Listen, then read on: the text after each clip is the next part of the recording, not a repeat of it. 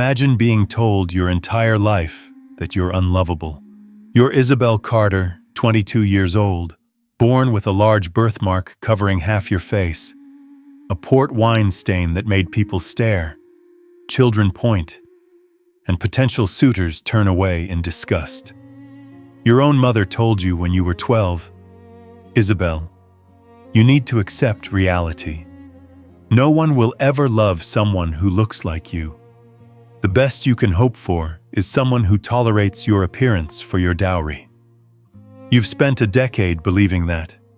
Tonight, you're attending a grand ball, not because you want to, but because your mother insists you make an appearance, though she's already told you not to expect anyone to dance with you. You stand against the wall in a corner, wearing a high-necked dress and keeping your marked side angled away from the crowd, trying to be invisible. Then a voice beside you makes you jump. Why are you hiding? You turn to see an impossibly tall, devastatingly handsome man with long flowing black hair and eyes that glow red. He's looking directly at you, at your marked face without flinching, without disgust, with genuine curiosity. I'm not hiding, you lie. I'm just observing. He studies you for a long moment. You're beautiful, he states simply, as if it's an undeniable fact. You laugh bitterly. You don't have to mock me. I'm not mocking you, he replies seriously. I'm Lord Damien Shadowmere, and I'd like to dance with you if you'll allow it. He's a 3,000-year-old alpha vampire, and he's about to prove that everyone who told you that you were unworthy of love was catastrophically wrong. Isabel Carter had been called ugly since she was old enough to understand the word. She'd been born with a port wine stain, a large birthmark covering the left side of her face from forehead to jaw. It was dark red, raised slightly, impossible to hide or cover completely. Her mother, Lady Victoria Carter, had been horrified. How will we ever marry her off looking like that? She'd lamented when Isabel was still a child. Growing up, Isabel had learned that her appearance was something shameful. Other children stared and whispered. Adults looked away uncomfortably. Potential suitors her mother arranged meetings with would take one look at Isabel's marked face and make excuses to leave. You need to accept reality, her mother had told her when she was 12. No one will ever love someone who looks like you. Your face, it's unfortunate. The best you can hope for is finding someone willing to overlook your appearance for your dowry. Isabel had spent the next decade believing that. She learned to angle her face so the birthmark was less visible. She wore high-necked dresses and kept her hair styled to partially cover the mark. She avoided social situations where she'd be looked at. But her mother insisted on occasional appearances. You need to at least try, Victoria would say. Maybe someone desperate enough for money will overlook your face. Tonight was one of those occasions, a grand ball hosted by vampire nobility. Isabel stood against the wall in her usual corner, wearing a dress with a high collar and keeping her marked side angled away from the crowd. She watched couples dance, knowing no one would ask her. She'd been to enough balls to know the pattern. Men would glance at her, register her birthmark, and quickly look away. She was invisible unless her appearance was making people uncomfortable. Why are you hiding? Isabel jumped. A man stood beside her, and calling him a man felt inadequate. He was impossibly tall with the kind of supernatural beauty that didn't seem quite human. Long flowing black hair cascaded loose past his broad shoulders. Storm gray eyes glowed faintly red. I'm not hiding, Isabel lied, immediately turning to angle her unmarked side toward him. I'm just observing. You turned your face away, he observed. Why? Isabel didn't know how to answer. Because people don't want to see my birthmark. Because I'm ugly. Because I make people uncomfortable. He moved to stand directly in front of her, gently tilting her face so he could see both sides. Isabel tried to pull away, but his touch was surprisingly gentle. "Don't," Isabel protested. "You don't have to look. You're beautiful," he stated simply, studying her face with genuine appreciation. Isabel laughed bitterly. "You don't have to mock me. I know what I look like." "I'm not mocking you," he replied seriously. "I'm stating a fact. You have lovely features, intelligent eyes, and a birthmark that makes you distinctive rather than less attractive. You're genuinely beautiful." Isabel stared at him in shock. No one had ever called her beautiful. Ever. "I'm Lord Damien Shadowmere," he continued, "and I'd like to dance with you, if you'll allow it." "You want to dance with me?" Isabel whispered. "Very much," Damien confirmed. "Will you?" Isabel's first instinct was to refuse, to assume this was some cruel joke. But something in his intense gaze seemed genuine. "Yes," she whispered. "I'll dance with you." Damien led Isabel onto the dance floor, and she immediately felt every eye in the ballroom turn to stare. People were shocked. The beautiful vampire lord was dancing with Isabel Carter, the girl with the marked face. Isabel heard whispers, saw pointing, felt judgment radiating from all directions. "Everyone's staring," Isabel whispered nervously. "Let them stare," Damien replied calmly. "Isabel, look at me, not at them." Isabel forced herself to focus on Damien.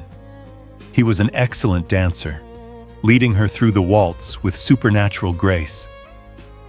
"You dance well," Damien observed. "I've had lessons," Isabel replied. "My mother insisted I learn all proper accomplishments despite—" She gestured vaguely at her face. "This." She said maybe I could compensate for my appearance with skills.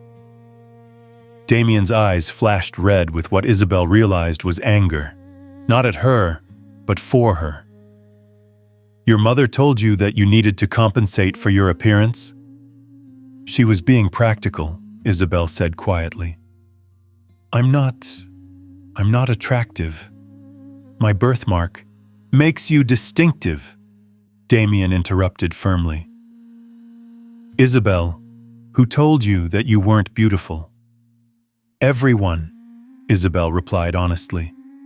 "My mother, other children growing up. Every potential suitor my mother arranged meetings with, who took one look at me and made excuses to leave.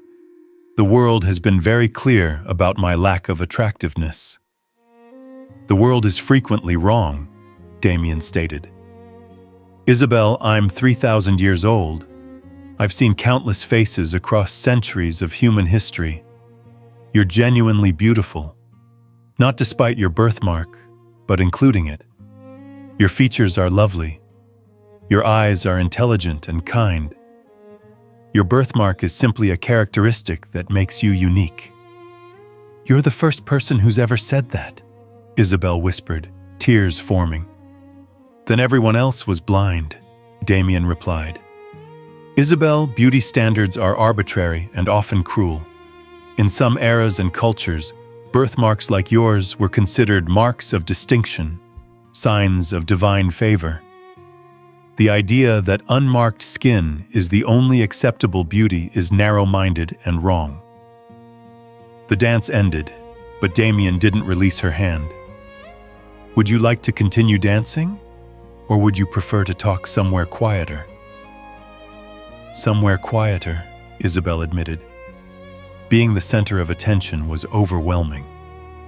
Damien led her to a terrace overlooking gardens. Away from the crowd, Isabel felt herself relaxing slightly. "Why did you ask me to dance?" Isabel asked. "You could have chosen anyone in that ballroom. Why me?" Because you were the most interesting person there, Damien replied simply. You were hiding against the wall, clearly uncomfortable, but there was something in your expression. Intelligence, observation, kindness despite obvious pain. I wanted to know more about the woman who wore such sadness so visibly.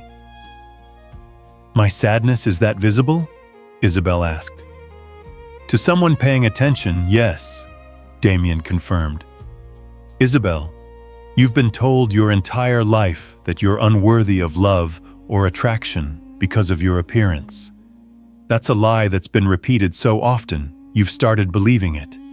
But it's still a lie. How can you know that? Isabel whispered. Because I can see you, Damien stated. Really see you. Not just your birthmark. You. And what I see is someone remarkable who's been systematically taught to hate herself for something that shouldn't matter. Isabel felt tears streaming down both sides of her face, marked and unmarked. Thank you, she whispered, for seeing me. Thank you for letting me, Damien replied gently. After that first dance, Damien began courting Isabel, openly, publicly, and without any shame. He sent flowers to her home with notes calling her beautiful. He invited her to dinner at his estate. He appeared at social events specifically to spend time with her. Isabel's mother was shocked and suspicious. Why is Lord Shadowmere paying attention to you? Victoria demanded. What is he getting out of this? Maybe he actually likes me, Isabel suggested quietly. Don't be naive, Victoria scoffed. Men like him don't court women who look like you without ulterior motives. He probably wants access to our family's connections or your dowry. Don't mistake politeness for genuine interest. But Damien's interest seemed entirely genuine. He sought Isabel's company, engaged her in intelligent conversation, and looked at her without flinching from her birthmark. You always angle your face away when we first meet, Damien observed during one of their dinners. Why? Habit, Isabel admitted. I've spent my whole life trying to hide my birthmark, showing people my better side. Your marked side isn't your worst side, Damien stated. It's just different. Isabel, when I look at you, I see your whole face, both sides, and I find you beautiful. I wish you could see yourself the way I see you. I don't know how to do that, Isabel confessed. I've been told I'm ugly for so long that it's just fact in my mind. Then I'll keep telling you you're beautiful until you start believing it, Damien promised. As weeks passed, Isabel found herself falling for Damien. He was intelligent, thoughtful, surprisingly funny when he let his guard down. He treated her with respect and genuine affection she'd never experienced before. But doubt plagued her. Why would someone as attractive and powerful as Damien want her? You're thinking too loudly, Damien observed one evening as they walked through his estate gardens. I'm just confused, Isabel admitted. Damien, you could have anyone. You're handsome, wealthy, powerful. Why me? Why someone who looks like me? Damien stopped walking and turned to face her directly. Because you're remarkable. Because your intelligence matches your kindness. Because you've survived years of cruelty without becoming cruel yourself. Because when you smile, which isn't often enough, it's genuine. Because you see people rather than just appearances. Because you're beautiful inside and out, despite everyone working very hard to convince you otherwise. But my birthmark, Isabel started, is a part of you, Damien interrupted. Isabel, if I could wave my hand and remove your birthmark, I wouldn't. Not because I want you to suffer from others' judgment, but because it's part of who you are. Your experiences with having a visible difference have shaped your character, your empathy, your ability to see beneath surfaces. You're remarkable, Isabel, birthmark and all. Isabel felt tears forming. I'm falling in love with you, she whispered. And that terrifies me because I keep waiting for you to realize I'm not worthy. You are worthy, Damien interrupted firmly. He cupped her face gently, touching both sides without hesitation. You've always been worthy. The world just failed to recognize it. Isabel, I'm falling in love with you too. With all of you. Every part. Even my marked side? Isabel whispered. Especially your marked side, Damien confirmed. Because it's part of you, and I love you. All of you. Not everyone was happy about Damien and Isabel's courtship. Isabel's mother was openly critical. You're making a fool of yourself, Victoria told her daughter. Lord Shadowmere is a vampire lord.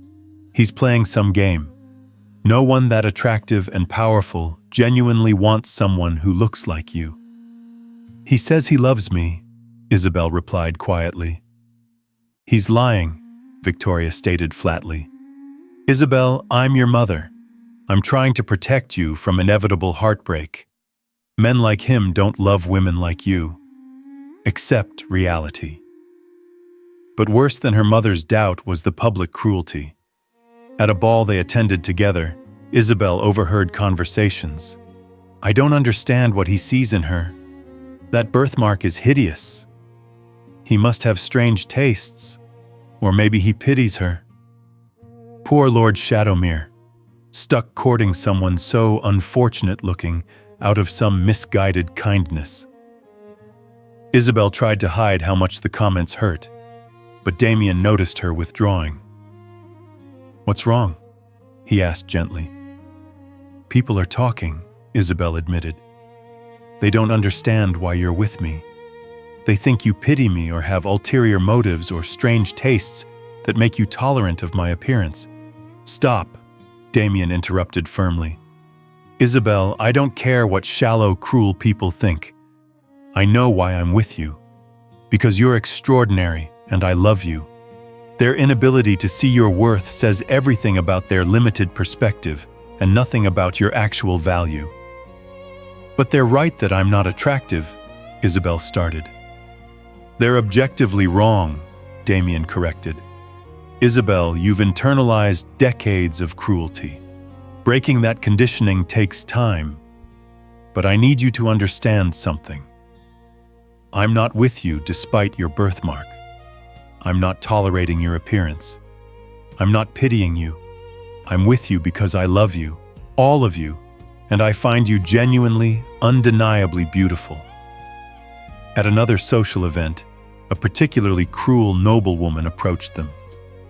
Lord Shadowmere, I must say, your relationship with Miss Carter is certainly unexpected. You're so handsome, and she's so unfortunate looking. It's almost charitable of you. Damien's eyes flashed bright red. Lady Ashford, your comment reveals far more about your character than about Isabel's appearance. Isabel is beautiful, intelligent, and kind, qualities you clearly lack. If you find her unfortunate looking, that simply means your aesthetic judgment is as poor as your manners. Lady Ashford sputtered, shocked at being called out so directly. Furthermore, Damien continued coldly, I suggest you examine why you find it necessary to be cruel to someone who's done nothing to you. Isabel's birthmark is a harmless skin condition. Your cruelty, however, is a choice, which is truly unfortunate. After Lady Ashford retreated, humiliated, Isabel looked at Damien with amazement. You didn't have to do that. Yes, I did, Damien replied. Isabel, I won't tolerate anyone being cruel to you. You deserve to be defended. You deserve to be valued. And I'll spend every day proving to you that you're worthy of love, no matter how many people I have to correct in the process. Thank you, Isabel whispered, feeling safer than she'd ever felt before. Always, Damien promised. I love you, Isabel, and I'll make sure you never doubt that again. As Isabel's relationship with Damien deepened, she slowly began questioning the beliefs she'd held about herself. One afternoon, Damien found her standing before a mirror in his estate, studying her reflection with unusual focus. "What are you thinking?" he asked gently. "I'm trying to see what you see," Isabel admitted. "When I look at myself, all I see is the birthmark. It's all I've been taught to see. But you look at me and see something different. I'm trying to understand how." Damien moved to stand behind her, meeting her eyes in the mirror. "What do you see when you look at your reflection?" "I see an ugly birthmark that takes up half my face," Isabel replied honestly. "I see something that made my own mother ashamed, that made children point and laugh, that makes people turn away." "Now look again," Damien instructed gently. "But this time, look at your eyes, your nose, your lips, your cheekbones. Look at your face as a whole, not just focusing on the birthmark." Isabel tried. "I see regular features, I suppose. Nothing special." "Look harder," Damien encouraged. "You have intelligent eyes that reflect your thoughts beautifully. You have lovely bone structure. Your lips curve in ways that make me want to kiss you constantly. Your birthmark is distinctive, yes, but it's part of a genuinely beautiful face." "I don't know if I can see that," Isabel whispered. "That's because you've been conditioned not to," Damien replied. "Isabel, you've spent 22 years being told you're ugly. Unlearning that will take time, but I'll help you." Over the following weeks, Damien engaged Isabel in exercises to build self-acceptance. He asked her to list 3 things she liked about her appearance each day, even small things. "I like my eyes," Isabel said one day. "They're a nice color." "They are," Damien agreed. "What else?" I like my hands," Isabel offered uncertainly. "Your hands are lovely," Damien confirmed. "Strong and graceful. What else?" Isabel struggled. "I don't know. Everything else is just the birthmark." "The birthmark is one feature among many," Damien corrected gently. "Look at yourself as a whole person, not just a walking birthmark." It was difficult, but Isabel tried. Some days were harder than others. She'd catch her reflection and immediately see only the mark, hear her mother's voice saying she was unlovable, remember every cruel comment. But Damien was patient and consistent. He called her beautiful every day. He touched both sides of her face with equal tenderness. He never flinched, never looked away, never treated her marked side as something to tolerate. "I think I'm starting to understand," Isabel told him one evening. "Not fully yet, but I'm beginning to see that maybe my worth isn't determined by whether my skin is unmarked. Maybe I can be valuable, even lovable, exactly as I am." "You are valuable exactly as you are," Damien stated firmly. "You always have been. The world just failed to recognize it. Isabel, you're remarkable, not despite your birthmark, but as a whole person who happens to have a birthmark as one of many characteristics." "I love you," Isabel said. "Thank you for teaching me that I might be worthy of love." "You were always worthy," Damien replied. "I'm just helping you see what was always true." 6 months after their first dance, Damien asked Isabel to marry him. They were in his estate gardens at sunset when he knelt before her. This impossibly tall, devastatingly handsome vampire lord kneeling to be at eye level with her. "Isabel Carter," he said, producing a ring. "I love you. I love your intelligence, your kindness, your strength. I love how you see people beneath surfaces. I love your smile when you forget to hide it. I love your birthmark because it's part of you, and I love all of you. Will you marry me?" Isabel felt tears streaming down her face. Both sides, marked and unmarked. "Yes," she whispered. "Yes, I'll marry you." But uncertainty plagued her as the engagement was announced. Her mother was horrified. "Isabel, think about what you're doing," Victoria insisted. "When he sees you every day, when the novelty wears off, he'll realize he made a mistake. You'll be trapped in a marriage to someone who regrets choosing you." "He loves me," Isabel replied, but doubt crept in. What if her mother was right? What if Damien eventually realized she wasn't worthy? Damien noticed her withdrawing. "What's troubling you?" "Everyone keeps saying you'll regret this," Isabel admitted. "My mother, society gossips, even people who claim to be well-meaning.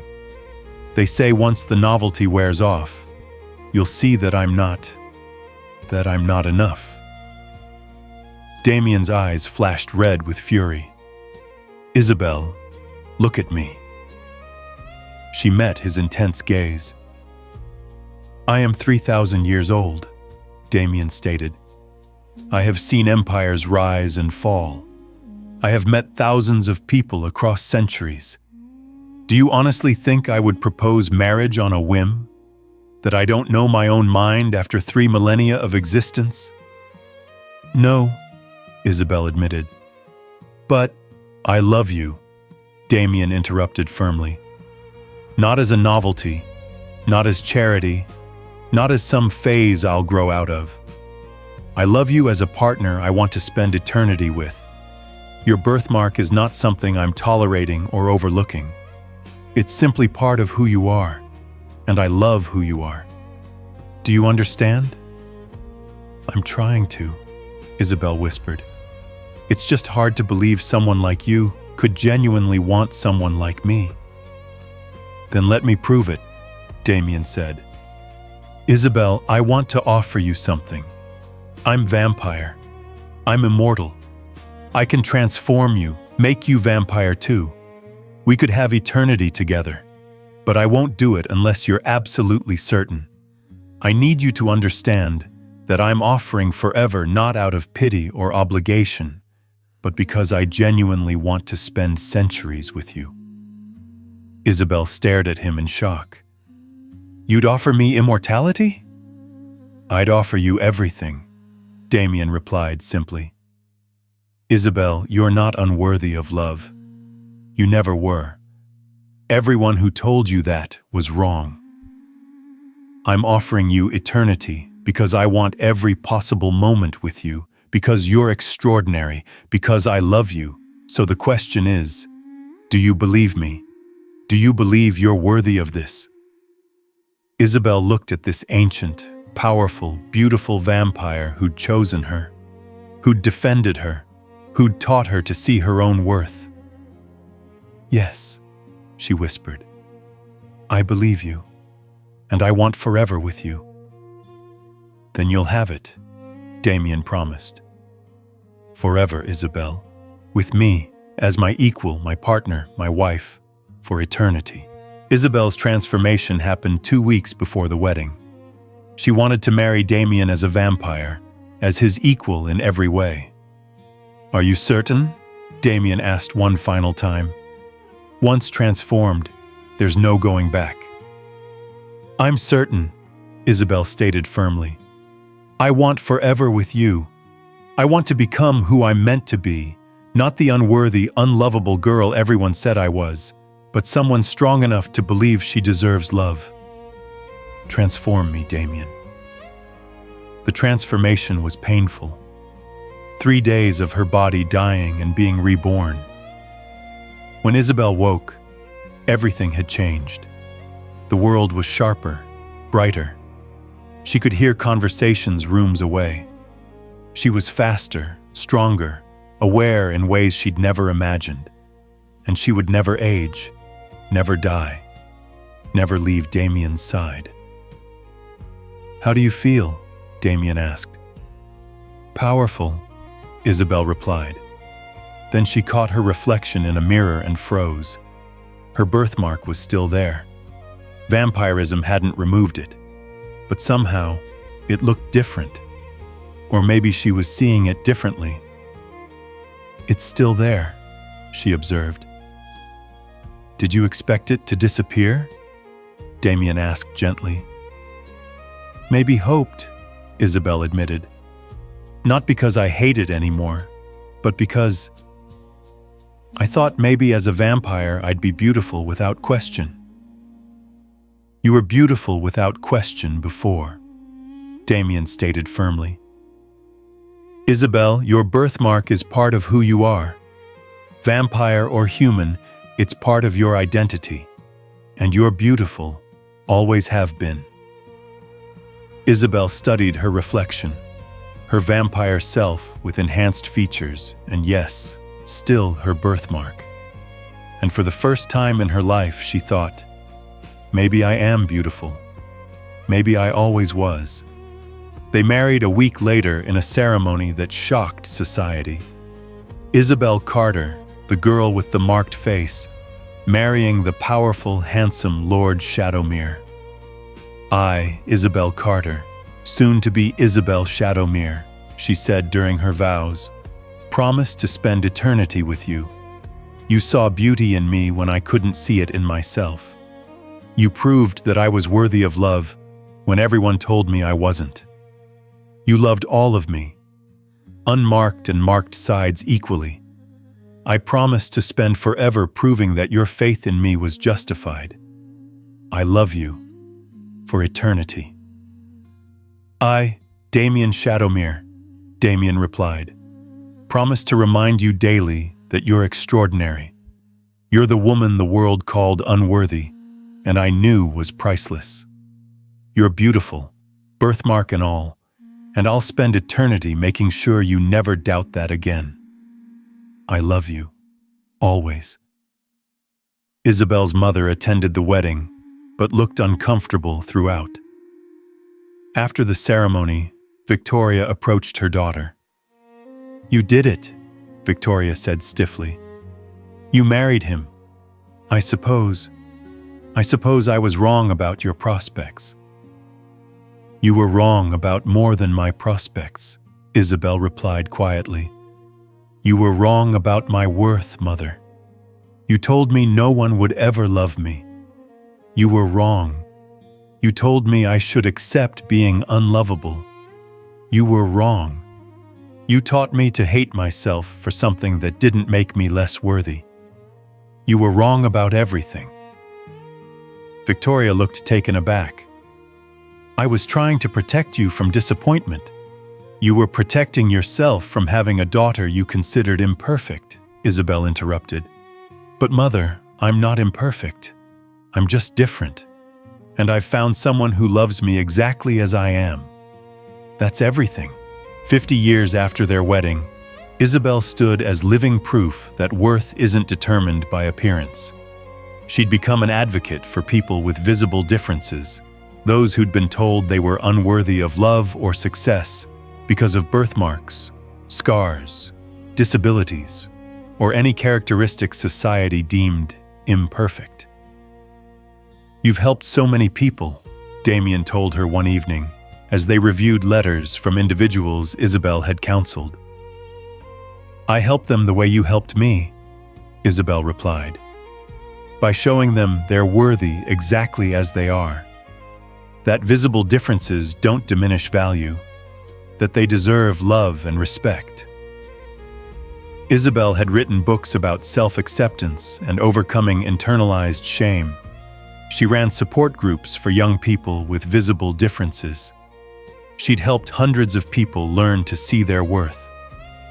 One young woman, a 16-year-old named Emma, with severe facial scarring from a childhood accident, reminded Isabel painfully of herself. "No one will ever love me looking like this," Emma said during their first session, echoing the exact words Isabel had once believed. "That's a lie you've been told," Isabel replied gently. "Emma, I have a birthmark covering half my face. I was told my entire life I was unworthy of love. People said I was too ugly to ever find a partner. My own mother told me to accept that no one would want me. They were all wrong." "But you're married to Lord Shadowmere," Emma protested. He's a vampire lord. That's different. He's someone who saw my worth when I couldn't," Isabel interrupted. "Emma, the right person will love you exactly as you are, scars and all. But more importantly, you need to learn to love yourself. Your worth isn't determined by whether your skin is unmarked. You're valuable as a complete person." Over months, Isabel watched Emma transform, not physically, but in confidence and self-acceptance, just as Isabel herself had transformed 50 years ago. "You saved her," Damien observed, watching Emma laugh genuinely during a support group meeting. "I gave her what you gave me," Isabel corrected. "The understanding that she's worthy of love exactly as she is. Everyone deserves that." That evening, Isabel and Damien attended a ball, 50 years after that first dance where he'd called her beautiful. "Do you remember our first dance?" Isabel asked. "Every moment," Damien confirmed. "You were hiding against the wall, trying to be invisible, convinced you were unworthy of attention or love. Look at you now, confident, powerful, helping others discover their worth." "Because you proved everyone wrong," Isabel said. "Everyone who said I wasn't worthy of love. Everyone who said no one would want me. Everyone who taught me to hate myself. You proved them all catastrophically wrong." "I simply saw what was always true," Damien replied. "You were always worthy, Isabel. Always beautiful. Always deserving of love. The world just needed someone to recognize it." Isabel touched her birthmark, something she'd spent decades hiding and now wore without shame. "Thank you," she whispered, "for seeing me when I couldn't see myself, for loving me when I couldn't love myself, for proving that worth isn't determined by unmarked skin." "Thank you for trusting me," Damien replied, "for allowing me to love you, for becoming the remarkable woman you were always meant to be. Isabel, you've proven them wrong every single day for 50 years. You've shown that beauty comes in all forms, that love isn't conditional on perfection, that worth is inherent, not earned." Isabel leaned against her husband, this ancient vampire who'd seen her value when no one else could. They'd said she wasn't worthy of love. He'd spent eternity proving them wrong, and in doing so, he'd taught her the most important lesson. She'd always been worthy. She just needed to believe it.